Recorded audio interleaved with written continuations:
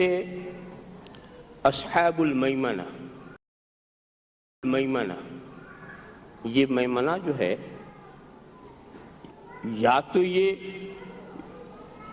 یمن سے بنا ہوا اور یا یہ یمین سے بنا ہوا، اور یمن کہتے ہیں برکت کو۔ ایسے ہی مشامہ یا تو شوم سے بنا ہوا ہے یا شائمہ سے، اور شوم کہتے ہیں نحوست کو، اور شائمہ کہتے ہیں بائیں طرف، بائیں ہاتھ بائیں طرف، جیسے یمین بھی کہتے ہیں بائیں سائڈ بائیں طرف۔ تو گنجائش دونوں میں کہ کچھ برکت والے ہیں کچھ نحوست والے،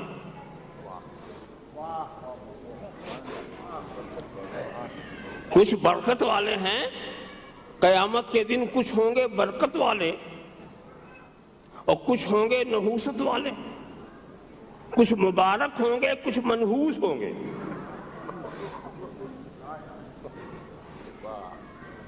مگر وہاں برکت والا کون ہوگا؟ جو اسی دنیا میں برکت والا ہو۔ جو یہاں مبارک وہ وہاں مبارک، اور جو یہاں منحوس وہ وہاں بھی منحوس۔ دیکھیے جب میں منحوس بولوں نا تو آپ غلط فہمی نہ پڑیے گا۔ یہ چیز ثابت ہے کہ آدمی بھی منحوس ہوتا ہے، جگہ بھی منحوس ہوتی ہے، پرندے بھی منحوس ہوتے ہیں، مگر منحوس کا وہ تصور نہیں ہے جو مشرکین کے پاس، کہ منحوس سے لوگ بدفعلی لینا شروع کر دیتے ہیں۔ یہ ہے مشرکین کا طریقہ۔ مگر بعض جگہ بعض دن منحوس، یہ ثابت چیز، یعنی جو برکت والی چیز نہیں، جو بے برکت، اس کو آپ بے برکت کہہ لیجئے آسانی کے لیے، وہ نحوست کے خانے۔ اور میں بتاؤں صرف انسان ہی مبارک نہیں ہوتے، در و دیوار بھی مبارک ہوتے۔ یہ مسل سچ ہے کہ ہو جاتا ہے صحبت کا اثر، آدمی کیا در و دیوار بدل جاتے ہیں۔ مبارک مقامات کو دیکھنا ہے تو مکے چلو،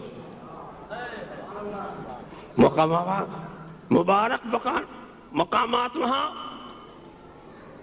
وقت بھی مبارک، زمانہ بھی مبارک، سرزمین بھی مبارک۔ اِنَّا أَنزَلْنَاهُ فِي لَيْلَةٍ مُبَارَكَةٍ، رات بھی مبارک، دن بھی مبارک، فی بقعۃ مبارکہ، سرزمین بھی مبارک۔ تو برکات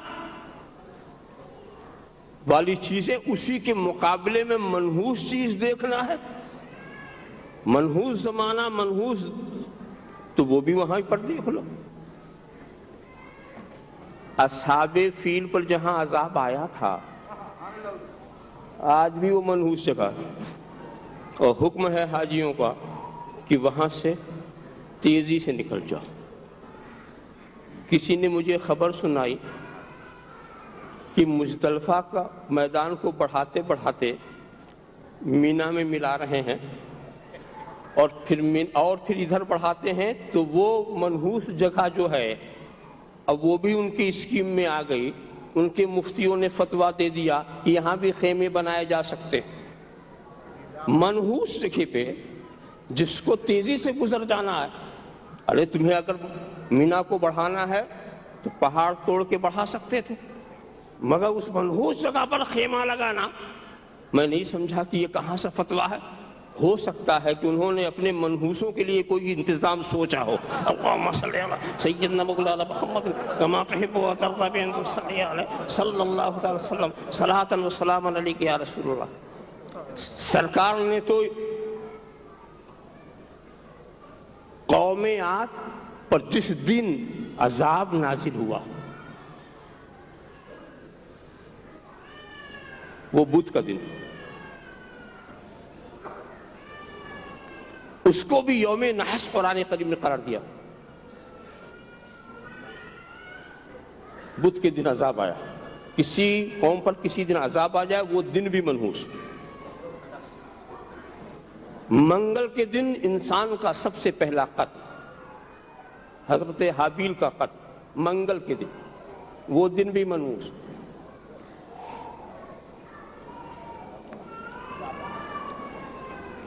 ایسے ہی حضرت صالح کہ قوم پر جو عذاب آیا تو جو کنواں ان کا ہے وہ کنواں بھی منحوس، وہاں کا پانی کہ سرکار نے منع فرما دیا تھا کہ اس کنویں کا پانی استعمال نہ کیا جائے. اور شیطان جہاں کھڑا ہوا تھا مینا میں، آج تک اس کو یہی کہتے ہیں یہ پہلا شیطان ہے، یہ دوسرا شیطان، یہ تیسرا، یہ بڑا شیطان، یہ چھوٹا شیطان ہے. شیطانی ہندوستانی لوگ تو اس کو شیطانی کہتے ہیں، وہ ستون جو ہے اس کو شیطان کہتے ہیں. وہاں شیطان کھڑا ہوا تھا، وہ جگہ ایسا منحوس قرار پائی کہ قیامت تک اسے پتھر ہی کھانا. اور ایک بات سوچو، یہیں سے آپ سبق سیکھو کہ منحوس کہیں کھڑا ہو جائے یا کسی منحوس سے کسی زمانے یا وقت کو نسبت ہو جائے تو ایسا منحوس کہ کھڑا ہوا تھا ایک بار. ابلیس مینا میں ایک ہی بار تو کھڑا ہوا تھا، ایسا نہیں کہ وہاں جا کے اس نے گھر بنا لیا، ایک ہی بار کھڑا ہوا تھا اور قیامت تک اس کی نحوست وہاں پر. آپ خیال کرتے چلے جائیے، اب چاہے وہ رہے یا نہ رہے، اس زمین کی توہین ابلیس کی توہین، اس پر رجم کرنا یہ ابلیس پر رجم کرنا، اس کو ذلیل کرنا یہ ابلیس کو ذلیل کرنا ہے. منحوس چاہے اس وقت وہاں رہے یا نہ رہے، رہنے نہ رہنے سے نہیں، نحوست اس نے چھوڑ دی تو قیامت تک وہ منحوس. ایسا ہی دوستو، مبارک بندے جس زمین پر ٹھہر جائیں وہ زمین قیامت تک مبارک، قیامت تک مبارک. دیکھیے صفا و مروہ مبارک کیوں، حجر اسود مبارک کیوں، مقام ابراہیم مبارک کیوں؟ اس سے پتہ یہ چلا کہ کچھ تو بذات خود مبارک ہوتے ہیں تو ان کو ذاتی مبارک کہہ لیجئے، اور کچھ ان کے تعلق کی وجہ سے مبارک ہوتے ہیں، ان کو آپ عارضی اور نسبتی مبارک کہہ لیجئے. ذاتی مبارک، اللہ کا کلام ذاتی طور پر مبارک، اللہ کا کلام. مگر اس کلام کی وجہ سے آپ دیکھیں یہ ہمارا جزدان، یہ ہمارا کاغذ، یہ ہماری روشنائی، یہ ہماری روشنائی، یہ سب اتنی مبارک کہ بغیر طہارت آپ ہاتھ نہیں لگا سکتے.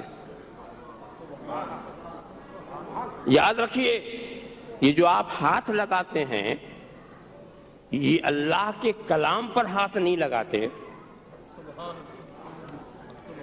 بلکہ ان نقوش پر ہاتھ لگاتے ہیں جو کلام کی طرف دلالت کرتے ہیں.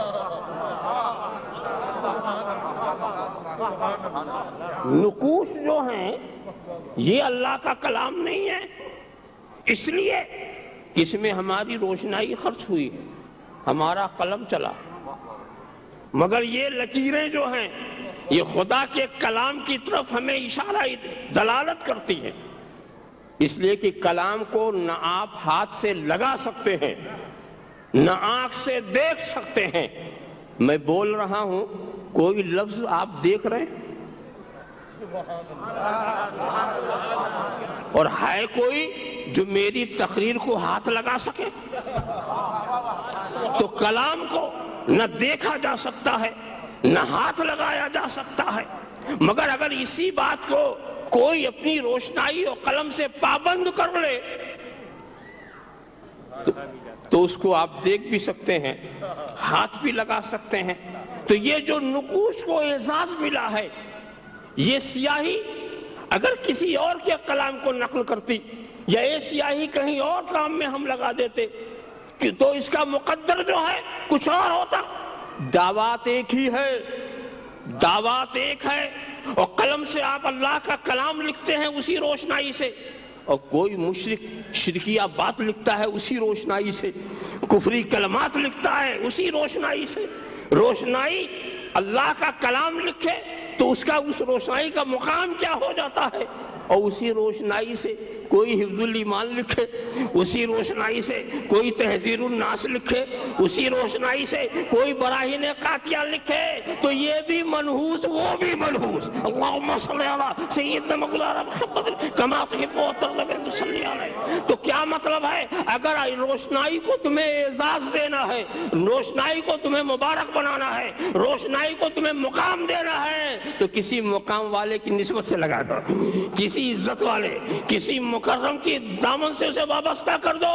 اتنا قابل احترام کہ تمہیں نے لکھا، اب تمہیں پر احترام واجب، تمہیں نے لکھا مگر تمہیں پر احترام واجب، اس لیے کہ تم نے خدا کے کلام سے اسے لگا دیا ہے، خدا کے کلام سے لگا دیا ہے۔ تو جو مبارک ہے اسے ہم مبارک ہی کہیں گے۔ ایک بات دیکھیے، یہاں پہ ایک لطیفہ یاد آ گیا، جگہ جگہ موئے مبارک کی زیارت ہوتی ہے نا، اب مسلمان بڑی محبت و عقیدت سے زیارت کرتے ہیں، بہت عقیدت و محبت سے زیارت کرتے ہیں۔ وہاں پر جو سلطان وقت وہ بھی بہت قدر کرتا، موئے مبارک سر پہ لے کے آ رہے ہیں، سب کھڑے ہو رہے ہیں، سب کھڑے ہو رہے ہیں، عزت کر رہے ہیں۔ مگر وہاں ایک شخص نے اس بات کو غلط ثابت کرنے کے لیے ایک عجیب بات کی۔ بات اس نے یہ کی، اور یہ ثابت کرنے کے لیے کہ مسلمان بہت غلو کرتے ہیں،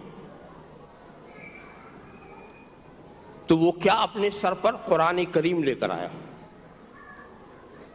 جب قرآن کریم لے کر آیا کوئی نہیں کھڑا ہوا،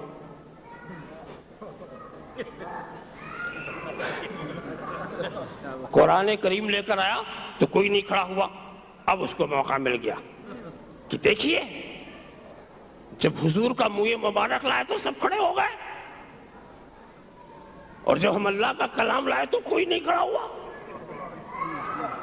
اگر کھڑا ہونا تعظیم کے لیے ضروری ہے تو یہ کلام تو بھی تعظیم کا مستحق ہے، اس کے لیے بھی کھڑا ہونا چاہیے۔ سوچئے، یہ دلیل رئیس المنکرین ابن تیمیہ کی،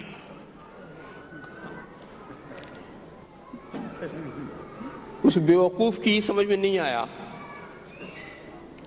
کہ جس وقت وہ منہ مبارک لے کر آئے تھے، یقینی طور پر وہ جزو رسول لے کر آ رہے تھے، یقینی طور پر۔ اور یہ جو تو کتاب لے کر آیا ہے، تو صفحات لے کر آیا، خدا کا کلام لے کے نہیں آیا، خدا کا کلام لے کر نہیں آیا۔ خدا کا کلام اس کا تیرا سر اس کا بوجھ اٹھائے گا۔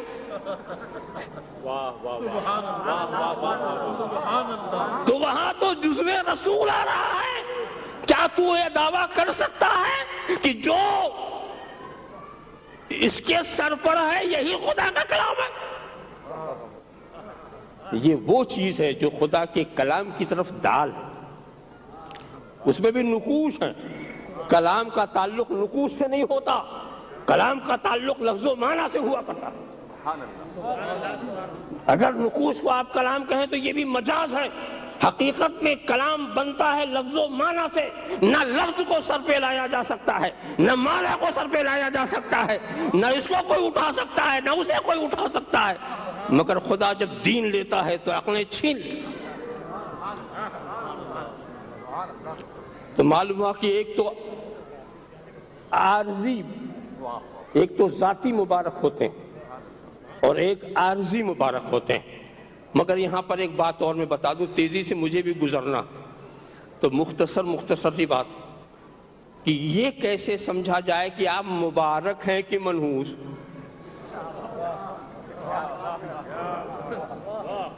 تو پھر یہ دیکھو کہ انجام کیا ہے. انجام الاعتبار بالخواتین. اگر آپ آخر میں مبارک تو پوری زندگی مبارک، اور اگر آپ آخر میں منحوس تو پوری زندگی منحوس.